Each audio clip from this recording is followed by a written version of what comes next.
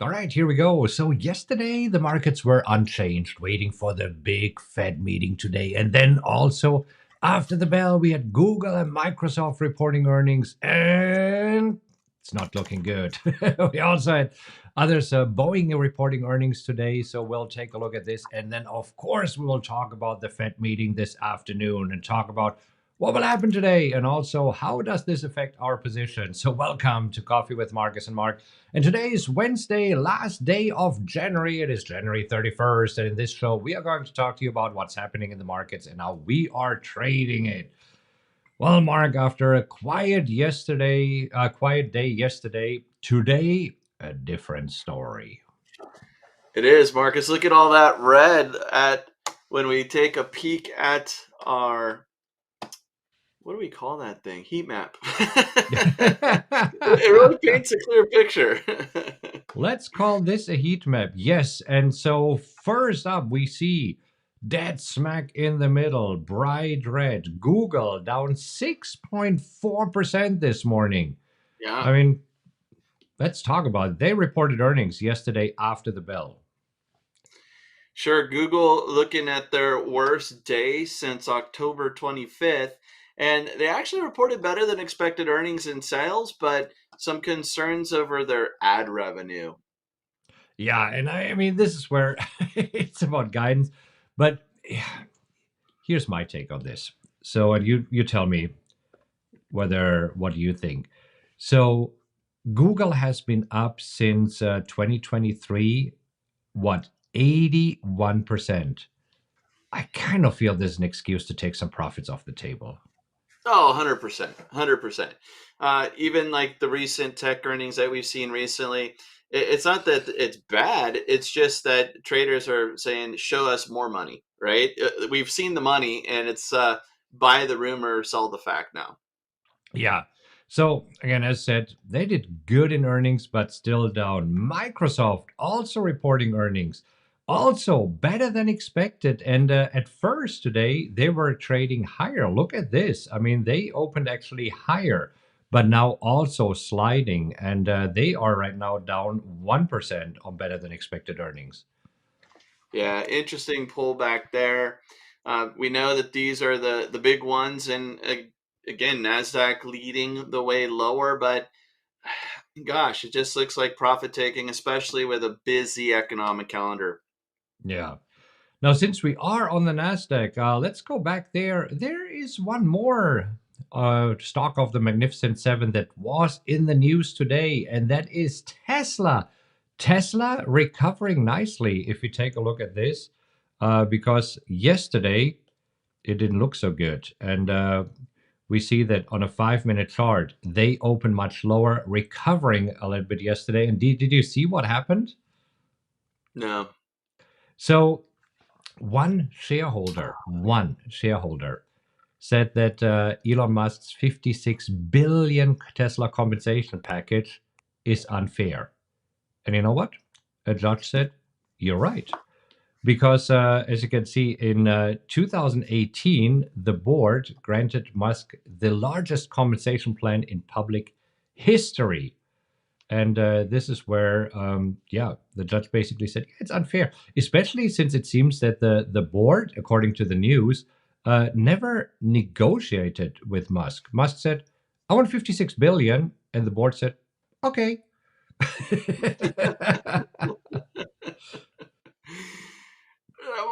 Why can't that happen?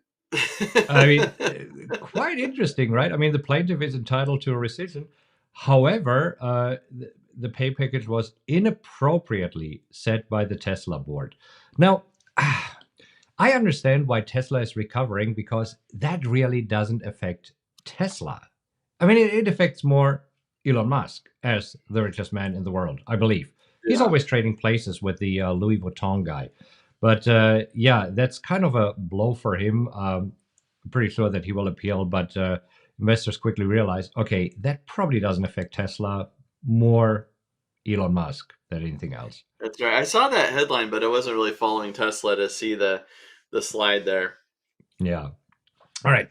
One more reporting earnings this morning, and that is Boeing. And this was super, super interesting because Boeing in the news because recently, as we know, several of their planes grounded again. It seems to happen to Boeing frequently, right? That Boeing has problems with their planes, gets grounded by the FAA, fixes it, the planes go back in the air, and this is where today, super surprised that investors like what they heard here. Yeah, better than expected earnings, better than expected revenue. The CEO saying that he believes that with that issue of the door plug blowout, that they know the problem, they understand it, and that this issue will be narrow quickly, whatever that means. And you see, I mean, here, if you look at the earnings and say, oh, they beat earnings by 40%, they posted a smaller than expected loss. They are still posting a loss. So, I mean, initially, markets were reacting negatively, but then quickly recovered here because Boeing also declined to provide any guidance. So this means that we don't know yet how the most recent incident will affect Boeing, just the statements that you said. But other than this, they declined to give some guidance and said, hey, usually we give some guidance, but this year or this time, we don't. Yeah, and for clarification, the narrow quickly comment was really about the probe itself, and so I think part of the optimism is just that they they know what the issue is. It's not a bigger issue. It's not something that once they started investigating, at least from what we know now, and I think what the CEO alluded to is that this isn't this major issue affecting all these other components, and it was just the tip of the iceberg. It's isolated, and they expect that to conclude real quickly. Yeah.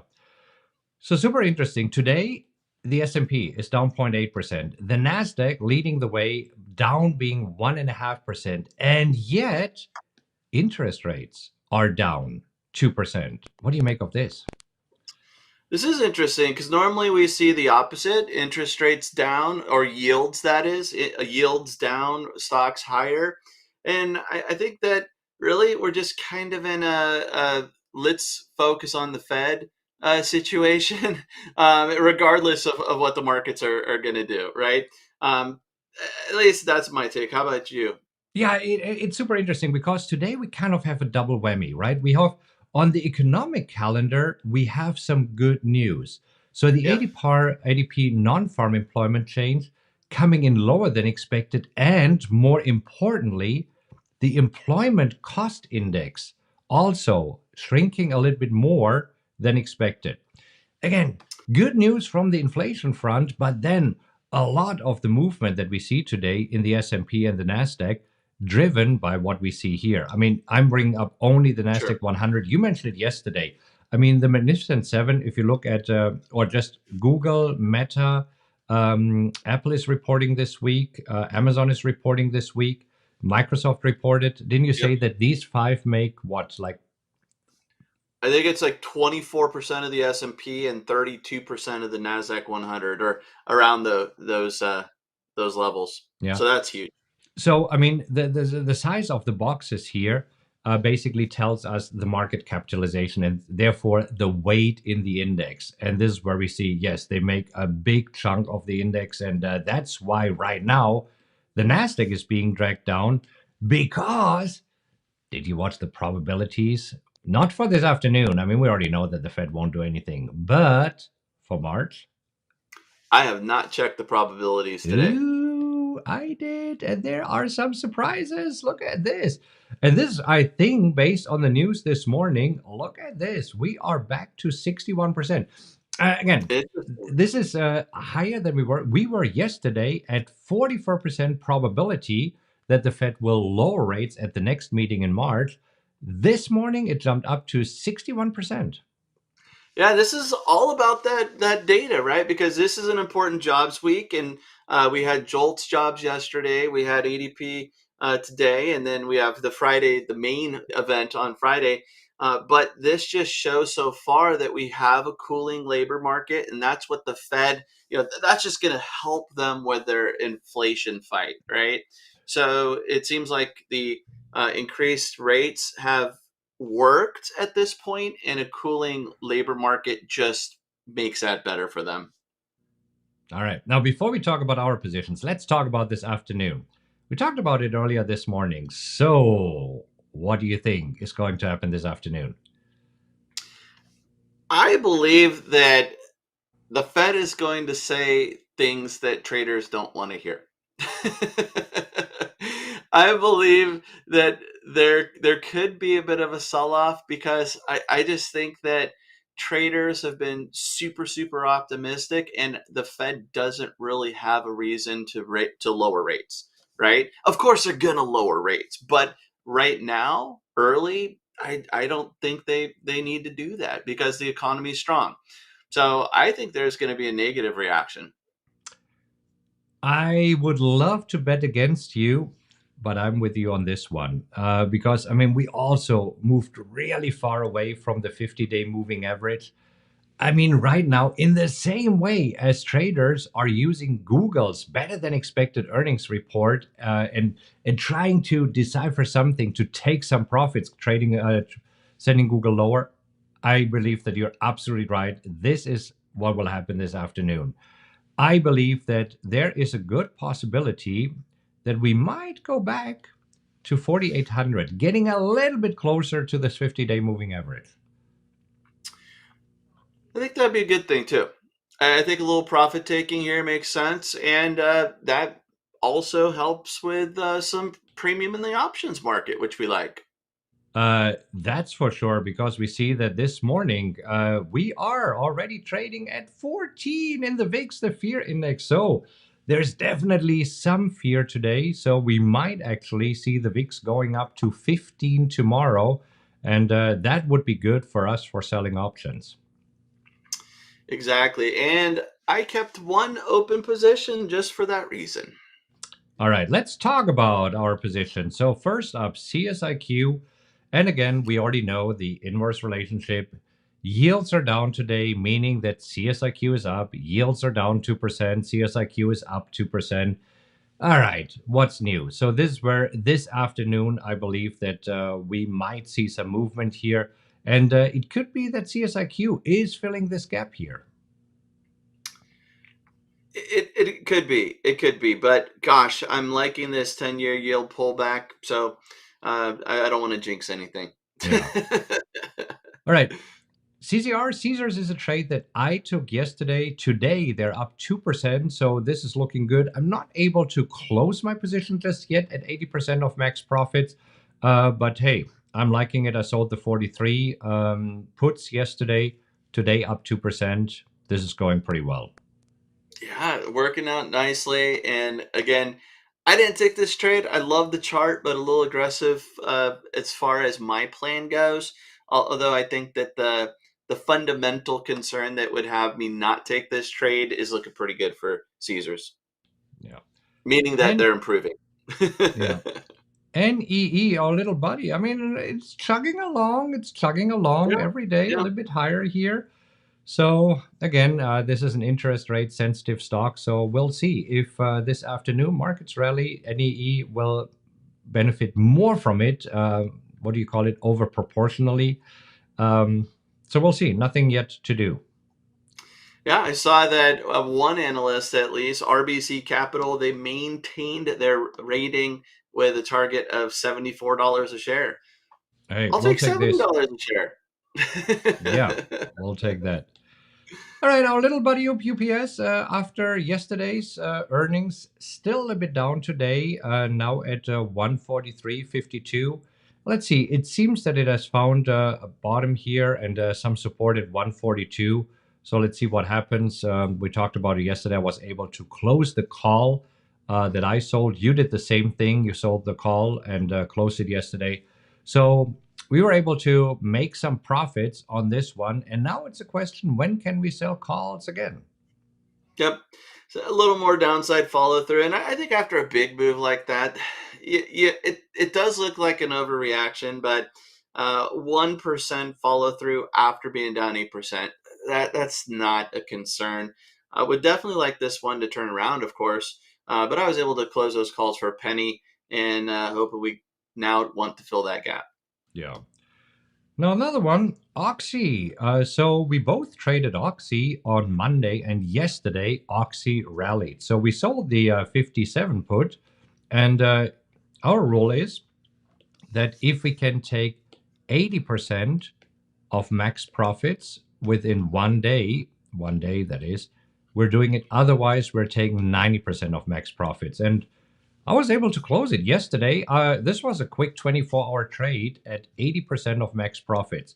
Sold it for $38, bought it back for $8. So that's a solid $30 profit per contract traded. I'll take it. Yeah, I was actually I didn't have an order in the market, but I just started a new mastermind trader assessment call, and I was talking to the trader, taking him through his first call, and I look over at Oxy and said, "Hey, you mind if I close this thing real quick?" So I was able to get 80% max profit. And I mean, this is why we do that 1 day trade if possible, because there really isn't much premium left to squeeze out over 3.5 days at that point when I closed it. And the idea is that maybe we get another shot to sell puts. And that's what I was thinking today, Marcus. We talked about a stock that you brought up, which I think was a decent opportunity. But I'm waiting for after the Fed, and maybe Oxy gives us another good shot at 57 or 56. Yeah, earlier today I was looking at MRO, Marathon Corporation, selling the put at 22.50. But then I absolutely agree with you. This afternoon we'll see some increased volatility. Whatever happens this afternoon, we might see an opposite reaction tomorrow. So if this afternoon initially the reaction is positive, we might see a negative reaction tomorrow. So I also like the idea of having another position available. Right now I have 4 positions since I closed the Oxy one. So I'm saving this one. I was close to pulling the trigger on this one, but then I thought, oh my gosh, maybe if we see this retracement that I believe could happen to 4,800, there should be some really great opportunities. That's what I'm hoping for. Yeah. All right. Finally, we also closed our CVS trade. And our CVS trade was one of the very few that we did close with a loss here. Yes. So I got into this one. It was a while ago. This one actually lasting longer than what we typically see for a WTF, where we average about 5 days. Got into this one 2 weeks ago. 76.65 was the entry. I closed it for 74.32 for a loss. But there was a nice little bonus there because while I was in the trade, CVS went ex dividend, and I will be entitled to a 66.67 dividend on February 1st. Same for me. Same for me. And this is where I wanted to see because I do believe that I have the statistics here for the WTF strategy since I started trading it. You've been trading it for a little bit longer. I've been trading it since August, as you can see, August last year, so just a few months. And total gains so far 21,000, losses 2,400. So that leaves me with 18,564. All of these trades are closed out. Right now, the winning percentage higher. So it's at almost 87%. We're expecting it around to be 70%. But what I also like, the average profit is larger than the average loss here. So average profit for me, 1,052 versus the average loss, 862. So combined with the very high winning percentage, this looks good. And yes, CVS was my largest loss to date. Hey, Marcus, the best part about all of this, if you zoom out and look at that equity curve, whenever your equity curve looks like a brontosaurus, you're doing something right. You are right. There we go. That's what we want to see. Yeah. So this is the perfect equity curve. So please check yours. If yours looks like this, you know you're doing something right. All right. Love it. Hey, Are you enjoying it when we talk about our trades, showing you what's happening and showing you how the strategies are performing? If so, do us a favor, give us a like. If you like the idea of brontosauruses in Coffee with Marcus and Mark, give us another like. And if you think that this is something worth sharing, there's a share button right underneath here. So please feel free to share it. And then we'll be back tomorrow, letting you know of what happened this afternoon with the Fed meeting and if we decided to take any trades. All right. Till Have a great tomorrow. rest of your day. Happy trading, everybody.